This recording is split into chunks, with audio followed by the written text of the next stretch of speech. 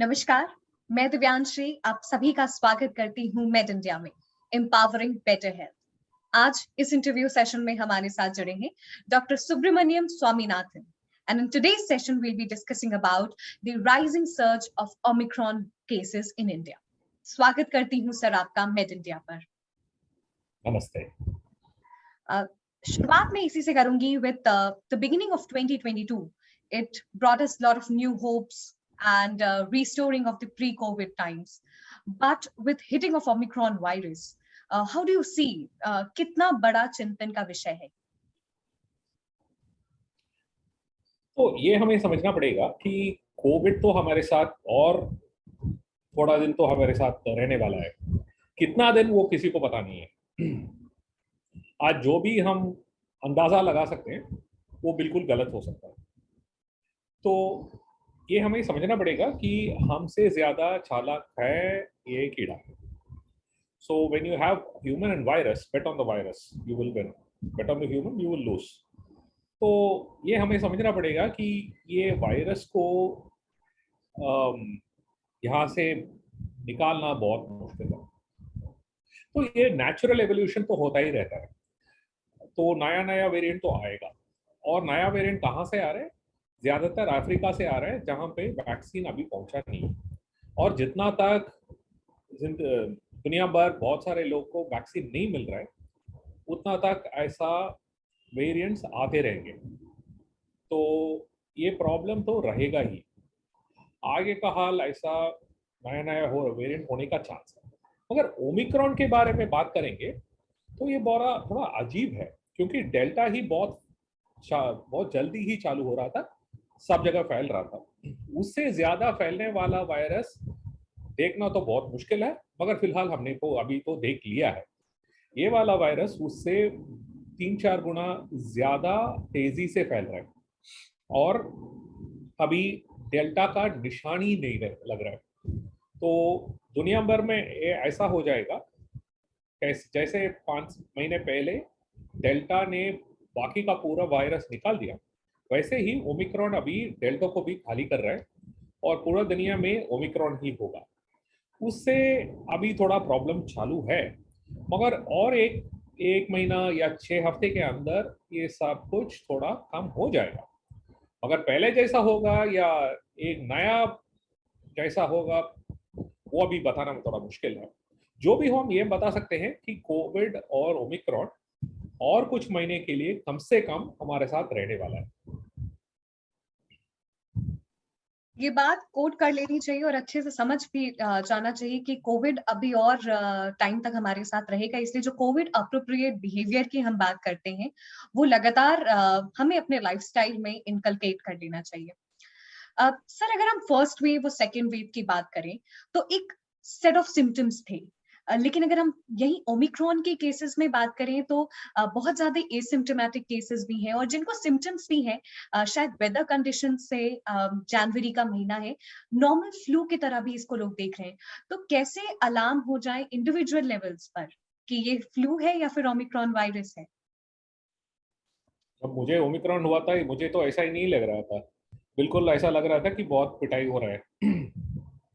मामला ऐसा है कि ज्यादातर ओमिक्रॉन में थोड़ा सा बुखार और थोड़ा सा खांसी और थोड़ा सा बदन दर्द तो ज्यादातर को लगता है, मगर उतना ज्यादा प्रॉब्लम नहीं लगता है। मगर हर किसी को थोड़ा तो प्रॉब्लम होता है, कम से कम थोड़ा गले में खराश और खांसी तो होता है।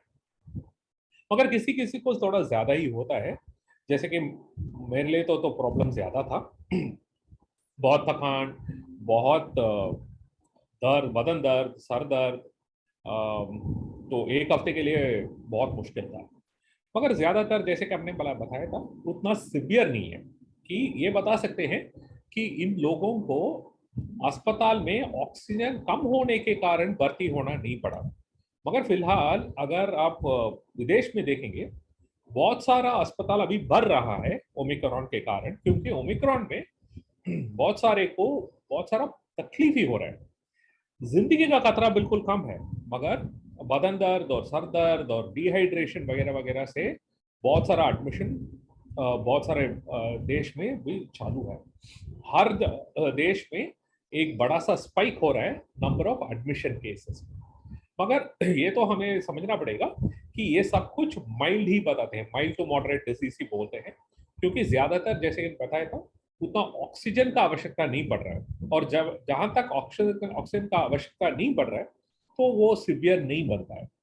तो इसके कारण बहुत सारे लोग को ऐसा लग रहा है कि ये उतना बड़ा प्रॉब्लम नहीं है। ये ऐसा नहीं है। जब इतने सारे लोग को एक समय में इतना प्रॉब्लम हो जाता है तो थोड़े थोड़े लोग को तो सीरियस हो जाता है। हमारे यहाँ हमारा अस्पताल में अभी 50 से ज्यादा पेशेंट है, उसमें कम से कम 20-25 को ऑक्सीजन का आवश्यकता पड़ रहा है, और थोड़ा जिंदगी का खतरा भी हो रहा है। तो ये समझ में रखना पड़ेगा कि हर किसी को उतना फालतू जैसा खांसी खराश वगैरह से नहीं हो रहा है, किसी किसी को ज्यादा नुकसान हो रहा है। ये थोड़ा सावधान रहने वाली बात है। सर, अगर हम आईसीएमआर की जो नई गाइडलाइन है उसकी बात करें तो उन्होंने कहा है कि जो एसिम्प्टोमेटिक पेशेंट्स हैं वो टेस्ट ना कराएं घर पे। जैसे हम अभी बात कर रहे थे कि कई बार लोग कंफ्यूज हो जा रहे हैं कि ये फ्लू है कि ये ओमिक्रॉन वायरस के कुछ सिम्टम्स हैं। तो ऐसे में खुद से इंडिविजुअल लेवल पे कैसे मैनेजमेंट करना है? ये आपको समझना है कि अभी तमिलनाडु और जम्मू एंड कश्मीर में ये फ्लू सीजन है, बाकी का जगह में तो ये flu season regular flu season नहीं है। तो इस समय में अगर आपको खांसी खराश जुकाम और बुखार वगैरह हो रहा है तो ये फ्लू होने का चांस कम है, कोविड होने का चांस ज्यादा है। गवर्नमेंट ऐसा क्यों बोल रहा है? मामला ऐसा है कि दो बात को आपको सावधान रहना पड़ेगा। नंबर वन, अभी तो बहुत सारे लोग का टेस्टिंग हो रहा है, तो प्रॉब्लम ऐसा हो सकता है कि एक समय में इतने सारे लोग टेस्टिंग के लिए जाएंगे तो कैपेसिटी नहीं हो सकता है, तो डिले हो सकता है। जिन लोगों को टेस्टिंग बहुत जरूरी है, अगर उनको डिले हो जाता है तो बहुत नुकसान हो सकता है। Number one. नंबर टू, ये मेरा अपना अंदाजा है कि ये नंबर कम करने की राय है, वो भी है, क्योंकि अगर टेस्ट नहीं करेंगे तो पता नहीं लगेगा, अगर पता नहीं लगेगा तो नंबर उतना ज्यादा नहीं लगेगा। मगर नंबर का बात में मत पड़िएगा, ये नंबर से हमारा कोई लेना देना नहीं है, क्योंकि मामला ऐसा है कि अगर हमें खतरा हो जाता है तो बस हमें खतरा हो जाता है, किसी और को नुकसान नहीं है। ये अपने आप की बात है, तो आप नंबर पे मत जाइएगा। अगर आपको प्रॉब्लम हो रहा है तो टेस्ट करने में कोई दिक्कत नहीं है, और आपको सावधान रहना पड़ेगा। अगर आपका रिस्क ज्यादा है तो बिल्कुल टेस्ट करना बेहतर बात है, क्योंकि पहले ही पता लग जाता है तो उसके मुताबिक कुछ ना कुछ तो कर सकते हैं जिससे आपका रिस्क कम किया जाए। तो जैसे थर्ड वेव के बारे में सब बात कर रहे थे, स्पेकुलेशंस थे, और अभी माना जा रहा है कि ये जो थर्ड वेव है उसकी पीक दिल्ली और मुंबई में ऑलरेडी आ चुकी है, और ये सर्ज, ये जो पीक है वो अब कम हो रहा है, इट्स गेटिंग फ्लैटेंड। और ये भी स्पेक्यूलेटेड है कि ये जो सर्ज है वेव की, अब वो छोटे शहरों में ज्यादा आएगी। So do you think this surge is from bigger cities to now smaller cities approaching? हर बार तो ऐसा ही होता है। एक महीने पहले मैंने तो वो अंदाजा लगाया था कि दिल्ली और मुंबई में तो 15 से 20 तारीख तक पीक हो जाएगा, और फिलहाल इंडिया में, पूरा इंडिया में तो बिफोर एंड ऑफ जनवरी, जनवरी के एंड के पहले ही पीक हो जाएगा, और फरवरी के दूसरा या तीसरा हफ्ते तक बहुत कम हो जाएगा। क्योंकि ये स्पीड तो हर कंट्री में तो ऐसा ही है। ऐसा नहीं कि हमें ऐसा हो रहा है। कल साउथ अफ्रीका देखेंगे या डेनमार्क देखेंगे, नेदरलैंड्स देखेंगे, यूके देखेंगे, हर कंट्री में तो ऐसा ही हो रहा है, तो हमारा भी ऐसा ही होगा। फिलहाल मामला ये आपको समझना है कि केस तो कम हो रहा है, मगर ये आपको सावधान रहना है कि एडमिशन का जो पीक होता है वो केस के एक हफ्ते के बाद ही होता है, और जो जिंदगी का खतरा, डेथ जो बताते हैं, वो 2 हफ्ते के बाद ही लगता है। तो अभी केस कम हो रहा है, मगर इसके बाद ही एडमिशन का कर्व ज्यादा होगा, और उसके एक हफ्ते के बाद ही आईसीयू केयर, ऑक्सीजन और जिंदगी के खतरा के बारे में बात कर सकते हैं। तो ये हमें सावधान रख के देखना पड़ेगा कितना तक हो रहा है। अभी दिल्ली और मुंबई में तो बहुत सारे अस्पताल में पेशेंट्स भर रहे हैं, मगर कैपेसिटी अभी भी है, मगर बहुत सारा बढ़ रहा है। उसके कारण थोड़ा चिंतित हैं। बेड मैनेजमेंट अभी चालू है। सेकेंड वेव जैसा उतना प्रॉब्लम हम नहीं इंतजार कर रहे, मगर फिलहाल फर्स्ट वेव उतना तक तो वो प्रॉब्लम होने का चांसेस है। सर मैं आपसे समझना चाहती हूँ, जैसे आपने भी अभी कोट किया कि जैसे सेकेंड वेव जैसी दिक्कतें नहीं है फिलहाल, तो क्या ये वेव जो माइल्ड है वो ओमिक्रॉन वायरस माइल्ड है, या फिर हमारा वैक्सीनेशन का इफेक्ट है उसकी वजह से ये माइल्ड है? ये आपको समझना पड़ेगा कि ये दूसरा वेव और तीसरा वेव ऐसा बोलना ही थोड़ा एक्यूरेट नहीं है। मामला ऐसा है कि पहला वेव हमारा जो हुआ था वो वुहान वायरस का था, और जब जो दूसरा वेव के बारे में हम बात कर रहे थे उसमें दो वेव थे। एक है अल्फा आया था, और बहुत जल्दी वो अल्फा निकाल के वो डेल्टा हो गया था। बहुत सारे देश में हमारे बगैर बाकी सब देशों में अलग अलग वेव हुए थे। एक वुहान का, दूसरा डेल्टा अल्फा का, और तीसरा डेल्टा का। अभी चौथा ओमिक्रॉन चल रहा है। हमारा तो ऐसा लग रहा है कि ये तीसरा है, मगर फिलहाल ये चौथा है, क्योंकि दूसरे में तो दो वेव हुए। मामला ऐसा है कि आपको ये समझना पड़ेगा, जब डेल्टा हुआ था हमारे लिए बहुत प्रॉब्लम था। एक था उतना वैक्सीन नहीं चालू था, दूसरा था इसका ट्रीटमेंट के बारे में उस समय उतना हमें नॉलेज नहीं था, हमें पता नहीं था कि क्या क्या कर सकते हैं, क्या क्या करने से फायदा है, वो सब कुछ हमें पता नहीं था। अभी ओमिक्रॉन में हमारे पास कैपेसिटी ज्यादा है, हमारे पास इसके बारे में जो अंडरस्टैंडिंग है वो बहुत ज्यादा है, और वैक्सीन भी बहुत बहुत कुछ दे चुके हैं।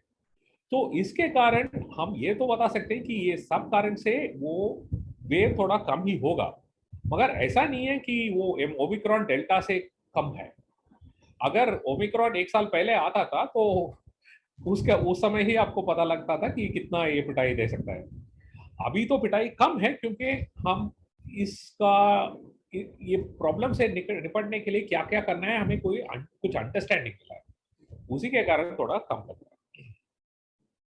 सर आपने भी अभी जैसे मेंशन किया कि फर्स्ट कोविड-19 की वजह से बहुत सारी अब इन्फॉर्मेशंस भी अवेलेबल हैं कि कैसे सेल्फ आइसोलेशन में आपको मेडिकेशन करना है। मैं आपसे समझना चाहती हूँ कि इतनी सारी इन्फ्लक्स ऑफ नॉलेज है, लोग खुद से सेल्फ मेडिकेशन कर रहे हैं, तो how correct it is and what special precautions that needs to be taken by people who have early problems, अगर हम बीपी की बात करें, चाहे हार्ट की प्रॉब्लम बात करें, चाहे शुगर की बात करें, क्योंकि आप सबको पता है एक सेट ऑफ मेडिसिन है, वो लेकर वो क्योर हो सकते हैं। Important question. In legal parlance, they say, he who argues his case in court has a fool for a lawyer. So ये आपको समझना पड़ेगा कि आप खुद का ट्रीटमेंट कर रहे हैं। जब मुझे कोविड हुआ था मैंने अपना खुद का ट्रीटमेंट नहीं किया। I called my friend and I said, dude, I got COVID. You tell me what to do. We never treat our own family members because we make mistakes. ये आपको समझना पड़ेगा। खुद का ट्रीटमेंट करना सरासर बेवकूफी है, not a good idea, definitely not recommended. अगर आपको प्रॉब्लम्स है तो it is better to seek competent medical advice. Doctor से बातचीत कर लीजिए, क्योंकि मामला ऐसा है कि हर किसी का रिस्पॉन्स अलग होता है। यानी कि जिनको वैक्सीन किया हुआ है उनका तो रिस्क कम होता है, जिसने वैक्सीन अभी तक नहीं लिया है तो रिस्क ज्यादा है। अगर वैक्सीन लेने से पूरा रिस्क बंद हो जाता है तो कोई प्रॉब्लम नहीं है, ऐसा नहीं है। हमारे पास बहुत सारे पेशेंट हैं जिन्होंने 2 वैक्सीन लगाए हैं, मगर फिलहाल वो भी आईसीयू में है। Why is that so? Mainly because उनको बहुत सारे प्रॉब्लम्स है, यानी कि शुगर ज्यादा है, बुजुर्ग हैं, ट्रांसप्लांट है, कैंसर हो रहा है, कैंसर का ट्रीटमेंट चालू है, डायलिसिस हो रहा है। इन लोगों में तो अगर वैक्सीन भी करें तो उसका रेस्पॉन्स जो बताते हैं वो थोड़ा कम ही रहता है। तो ये समझना पड़ेगा कि हर किसी का जो इन्फेक्शन है वो एक समान नहीं होता है। वो मेडिकल गाइडेंस के मुताबिक ही वो ट्रीटमेंट करने से आपको फायदा हो सकता है। दूसरी बात यह है कि अभी बहुत सारा ट्रीटमेंट आ चुका है, मगर हर किसी में थोड़ा प्लसेस और माइनसेस है, ये आपको समझना पड़ेगा। ऐसा नहीं है कि ये वाला गोली लेने से सब कुछ ठीक हो जाएगा। ऐसा मैजिक गोली किसी भी की बीमारी के लिए अभी तक नहीं बना है। एक गोली तो आप बिल्कुल ले सकते हैं, वो तो पैरास्टामोल और एस्टामिनोफेन।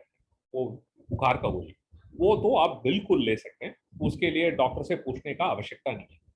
मगर उससे ज्यादा कुछ दवा ले रहे हैं, यानी कि विटामिन और पैरास्टामोल से ज्यादा कुछ लेना है, तो it is better to ask a doctor and go as per medical advice. ये ट्रीटमेंट के लिए आईसीएमआर से बहुत सारा टेक्निकल गाइडलाइंस अभी आए हैं, and as long as we follow those advice, I think it will be okay.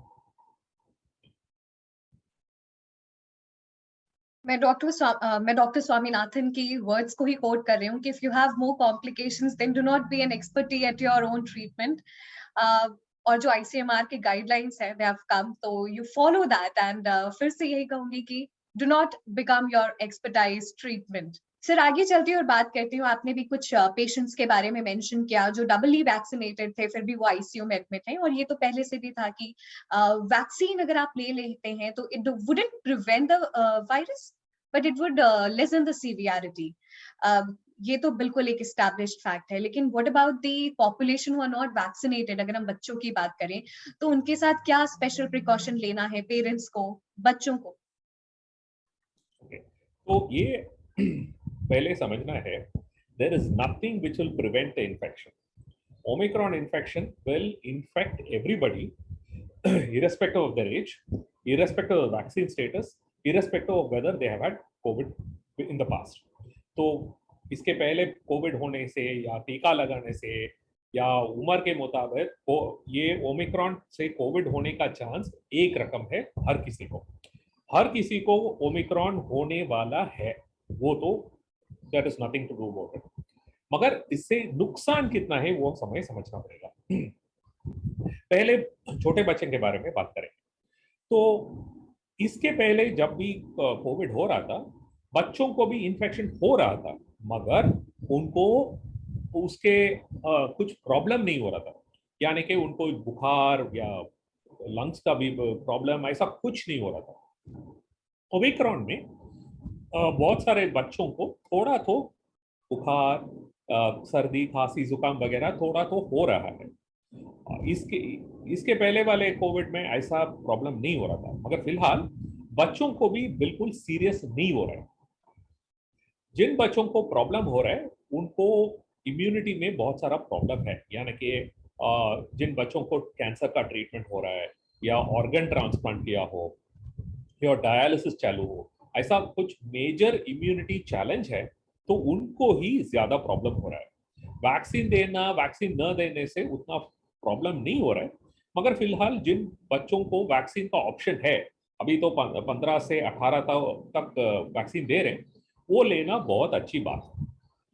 तो 18 साल से ज्यादा लोगों के लिए अगर मुंबई में जो स्टैटिस्टिक्स रिलीज किए हैं वो देखेंगे तो उसमें ठीक ये तो दिख रहा है कि मोर देन 90% जो पेशेंट्स आईसीयू में हैं ऑक्सीजन के साथ, वो बिना वैक्सीन के। तो 95% उन्होंने बताया था, 95% जो जिन लोगों को ऑक्सीजन का आवश्यकता पड़ रहा है ओमिक्रॉन के कारण, उन्होंने टीका नहीं लगाया है। तो टीका ना लगाना ही ओमिक्रॉन के कारण जिंदगी का खतरा होने का नंबर 1 कारण है। ये बहुत बहुत जरूरी बात है। ये बुजुर्ग होना या मेजर मेडिकल प्रॉब्लम होना ये सब कुछ बाद में, नंबर वन क्लियर है, एक ही कारण है, वैक्सीन न लगाना। और जिन लोगों के लिए ये रिस्क ज्यादा है उन लोगों के लिए ही ये प्रिकॉशन डोज गवर्नमेंट ने अनाउंस किया है। जो भी जिसको भी इसका ऑप्शन है तो वो जल्दी ले ले, यही बेहतर है, क्योंकि वो तीसरा डोज लेने से आपका रिस्क बिल्कुल कम हो जाता है। वो तो क्लियर डेटा मिल चुका है बहुत सारे देश से, और ये लेने से आपका कोई नुकसान नहीं होता है, मगर फिलहाल आपका बहुत सारा प्रोटेक्शन होता है। यानी कि ओमिक्रॉन के कारण जो बुजुर्ग हैं उनमें जो सिवियर कोविड होने का चांस है, वो 2 डोज के बाद यूके का डेटा है वो 50% ही कम होता है वैक्सीन लेने से, मगर तीसरा डोज लेने से वो 90% प्रोटेक्शन हो जाता है। तो वो तीसरा डोज लेने से 50% से 90% प्रोटेक्शन हो जाता है, ये बहुत जरूरी बात है। तो जिन लोगों के लिए ये दूसरा डोज ऑप्शन मिल रहा है, तो उनको ये फटाफट लेना बहुत जरूरी है। And I would highlight this again that if you come under the age of taking the booster doses, please take it as immediately as possible. जैसे सर ने भी जो पेशेंट्स की सिवियरिटी बताई है वो उन्हीं में है जो जिन्होंने डबल वैक्सीनेशन नहीं लिया था, and if you are under that ages तो आप ले जल्दी से ले। सर आगे चलती और मैं बात करती हूँ, जब ओमिक्रॉन वायरस आया तो हमेशा एक वैक्सीन की एफिशिएंसी पे एक डिलेमा सा था कि this would surpass the vaccination और इट इज कंटिन्यूअसली म्यूटेटिंग, आपके जो भी इम्यून सिस्टम है उसको सरपास कर जाएगा। तो ये चीजें कितनी सही और कितनी गलत है? ऐसा वेरिएंट्स होना बहुत अजीब बात नहीं है। आरएनए वायरसेस में ऐसे म्यूटेंट होते ही रहते हैं। इन्फ्लुएंजा में हर साल तो ये ऐसा म्यूटेशन होता है, और कोविड में ऐसा म्यूटेशन होना कोई नई बात नहीं है, एंड इट्स नॉट अनएक्सपेक्टेड। मगर ये आपको समझ में रहना है कि अभी भी वैक्सीन से फायदा है। It does protect against hospitalisation, it does protect against death. Vaccine लेने से अस्पताल में भर्ती होने का रिस्क कम हो जाता है और जिंदगी का रिस्क भी बहुत कम हो जाता है। तो ये आपको समझना पड़ेगा कि वैक्सीन आपका भलाई के लिए दे रहे हैं, ये लेने से आपका जिंदगी का खतरा बिल्कुल कम हो जाता है। न लेने से तो बहुत सारा रिस्क है। उसी के लिए दुनिया भर में ये पहले 2 डोज लेने के लिए ही इतना रिक्वेस्ट वगैरह चालू है। WHO भी ऐसे ही बता रहा है कि वो पहले 2 डोज लेना बहुत बहुत बहुत जरूरी है। प्रिकॉशनरी डोज तो अच्छा है, मगर पहले 2 डोज के बारे में चर्चा करने का कोई आवश्यकता ही नहीं है। सर थोड़ा सा हम प्रिपेयर्डनेस पे बात करना चाहेंगे, क्योंकि हम लगातार बात कर रहे हैं कि कौन से पेशेंट में ज्यादा सीवियरिटी हो सकती है, बट स्टिल एक because virus is continuously mutating. जब ओमिक्रॉन आया था तो उसके बारे में भी बहुत ज्यादा इंफॉर्मेशन नहीं थी। अभी हम लगातार देख रहे हैं कि एक डेल्टा क्रॉन फ्रांस में, IHU या अलग अलग वेरिएंट्स निकल के आ रहे हैं। तो अगर हम कंसिडरिंग दिस फैक्ट अपनी प्रिपेयर्डनेस कितनी है? तो जब डेल्टा पिछले साल जब वेव हुआ था, उस समय we were not prepared for this, यानी कि इतना बड़ा वेव होगा हमें कोई अंदाजा नहीं था। तो हमारे लिए वो बेड का क्रंच हुआ, ऑक्सीजन का क्रंच हुआ, डॉक्टर लोग कम थे, नर्सिंग स्टाफिंग में कमती हुआ था, बहुत सारा प्रॉब्लम था। मगर अभी उतना प्रॉब्लम नहीं है। थोड़ा तो प्रॉब्लम है, मैं बाद में बताता हूँ। पहले आपको समझना है कि फैसिलिटीज में प्रॉब्लम नहीं है। बेड्स बहुत सारे हैं, ऑक्सीजन का अलोकेशन बहुत आसान है, कोई दिक्कत नहीं है, मेडिसिन भी बहुत सारे हैं। प्रॉब्लम है कहाँ? प्रॉब्लम ऐसा है कि पिछले वेव में, क्योंकि वो वैक्सीन डेल्टा के लिए बहुत फायदेमंद था, तो मेडिकल एस्टैब्लिशमेंट वाज रेडी, उनको कोई दिक्कत नहीं था। मगर ओमिक्रॉन के कारण अभी क्या हो रहा है, बहुत सारा डॉक्टर्स और नर्सेस के लिए प्रॉब्लम हो रहा है, बहुत सारा इन्फेक्शन चालू है। आपने सुना होगा कि ऑल इंडिया इंस्टीट्यूट में प्रॉब्लम के कारण अभी ओनली कोविड एंड इमरजेंसी चालू है, बाकी का सब कुछ बंद कर दिया है। CMC वेलोर में भी ऐसा ही हो रहा है। बहुत सारा अस्पताल में इतने सारे लोग को ओमिक्रॉन का इन्फेक्शन हुआ है, जिसके कारण वो काम नहीं कर पा रहे हैं। तो प्रॉब्लम ऐसा है कि बहुत सारा बेड होगा, ऑक्सीजन होगा, इक्विपमेंट होगा, दवा होगा, मगर देने के लिए कौन होगा? तो इसी के बारे में हमें कोई थोड़ा चिंता है। तो अभी अगर आपको अस्पताल जाने का कोई आवश्यकता पड़ रहा है कोविड के कारण, then it's going to be bad for you. तो उसी के कारण अगर आपका कोविड को थोड़ा कम कर सकते हैं टीके के साथ, वो करना ही आपके भलाई में है। अगर आपको अस्पताल जाना पड़ रहा है तो थोड़ा प्रॉब्लम, थोड़ा सर्विसेज में कमती हो सकता है, क्योंकि हमारे पास उतना मैन पावर का कमती थोड़ा ज्यादा ही है। बेशक सर, और फिर से मैं यही कोट करूंगी कि वैक्सीनेशन अगर आपने नहीं ली है तो आप ले लें। अगर फर्स्ट डोज ली है, सेकेंड डोज अवेटेड है तो सेकेंड डोज ले, because the only thing that we have the solution to prevent is vaccination. Absolutely. No I mean ये भी समझना है कि मास्क भी काम करता है।